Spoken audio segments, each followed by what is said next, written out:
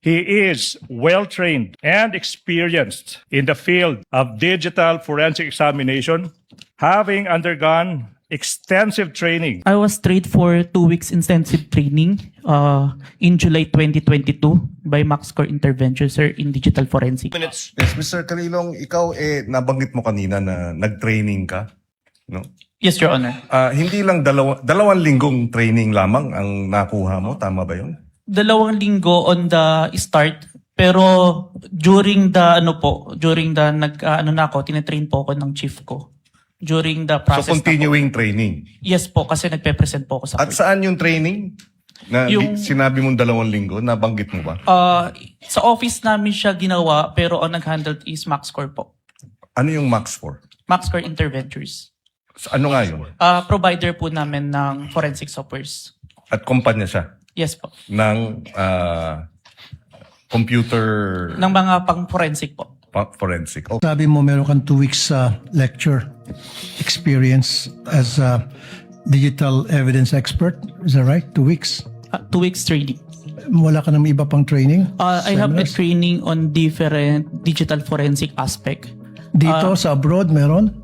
Meron po, pero yung specific sa photo and video authentication, yun po yung 2 weeks. So all in all total you have 2 years experience plus 2 weeks lecture lang pagdating sa authentication ng forensic evidence For the photo and video, sir. for the photo and video, which ito yung pinag-usapan natin ngayon. Yes po. Now, my question to you, in your testimony, Mr. Witness, you did mention that you personally investigated the alleged inciting to sedition by the VP Sara Duterte video, correct? Yes, Your Honor.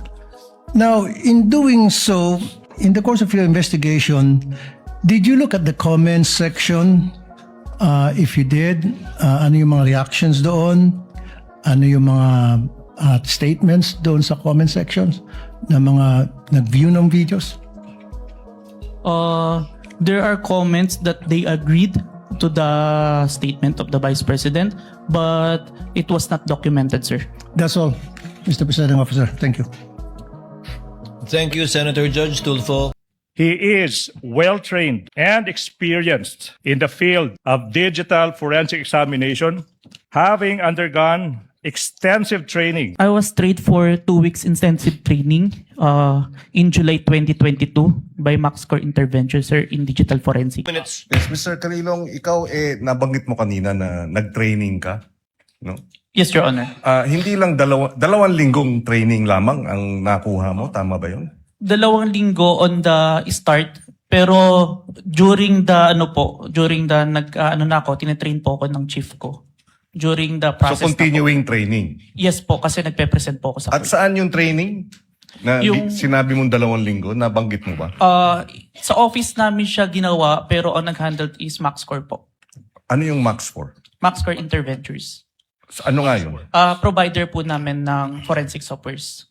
At kumpanya siya Yes po. ng computer Ng mga pang-forensic po.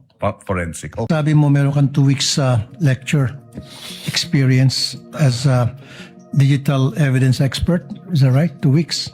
2 weeks training. Wala ka ng iba pang training? I have a Seminars? training on different digital forensic aspect. Dito sa abroad meron? Meron po, pero yung specific sa photo and video authentication, yun po yung 2 weeks. So all in all total you have 2 years experience plus 2 weeks lecture lang pagdating sa authentication ng forensic evidence For the photo and video, sir. for the photo and video, which ito yung pinag-usapan natin ngayon. Yes po. Now, my question to you, in your testimony, Mr. Witness, you did mention that you personally investigated the alleged inciting to sedition by the VP Sara Duterte video, correct? Yes, Your Honor. Now, in doing so, in the course of your investigation, did you look at the comments section? If you did, ano yung mga reactions doon? Ano yung mga statements doon sa comment sections na mga nag-view ng videos? There are comments that they agreed to the statement of the Vice President, but it was not documented, sir. That's all, Mr. Presiding Officer. Thank you. Thank you, Senator Judge Tulfo. He is well-trained and experienced in the field of digital forensic examination, having undergone extensive training I was trained for 2 weeks intensive training in July 2022 by MaxCore Intervention, sir, in digital forensic. Minutes. Yes, Mr. Calilong, ikaw nabanggit mo kanina na nag-training ka, no? Yes, Your Honor. Hindi lang dalawang linggong training lamang ang nakuha mo, tama ba 'yon? 2 linggo on the start, pero during the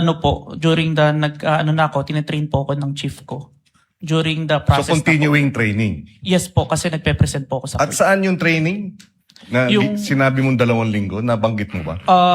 Sa office namin siya ginawa, pero ang nag-handle is MaxCore po.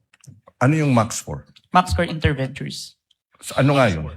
Provider po namin ng forensic softwares. At kumpanya siya Yes po. ng computer Ng mga pang-forensic po. forensic. Oh, Sabi mo meron kang 2 weeks lecture experience as a digital evidence expert. Is that right? 2 weeks. 2 weeks training. Wala ka ng iba pang training? I have a Seminars? training on different digital forensic aspect. Dito sa abroad meron? Meron po, pero yung specific sa photo and video authentication, yun po yung 2 weeks. So all in all total you have 2 years experience plus 2 weeks lecture lang pagdating sa authentication ng forensic evidence For the photo and video, sir. for the photo and video, which ito yung pinag-usapan natin ngayon. Yes po. Now, my question to you, in your testimony, Mr. Witness, you did mention that you personally investigated the alleged inciting to sedition by the VP Sara Duterte video, correct? Yes, Your Honor. Now, in doing so, in the course of your investigation, did you look at the comments section? If you did, ano yung mga reactions doon? Ano yung mga statements doon sa comment sections ng mga nag-view ng videos? There are comments that they agreed to the statement of the Vice President, but it was not documented, sir. That's all, Mr. Presiding Officer. Thank you. Thank you, Senator Judge Tulfo.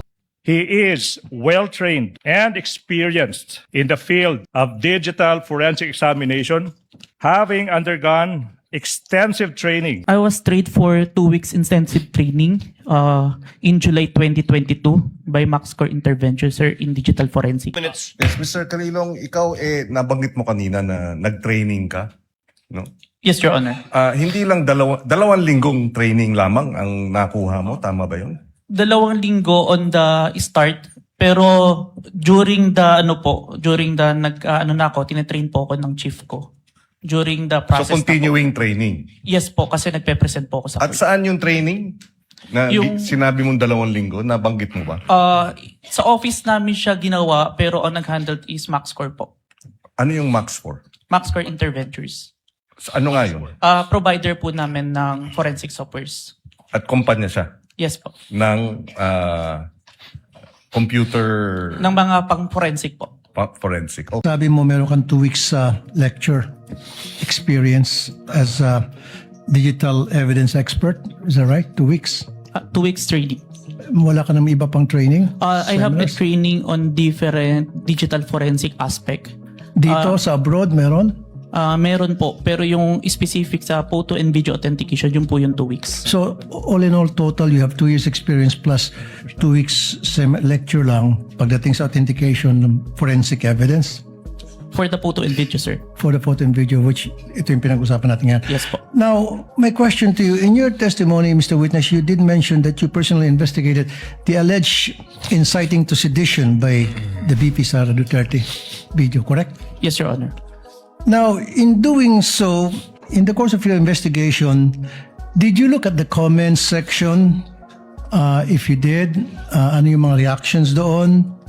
Ano yung mga statements doon sa comment sections ng mga nag-view ng videos?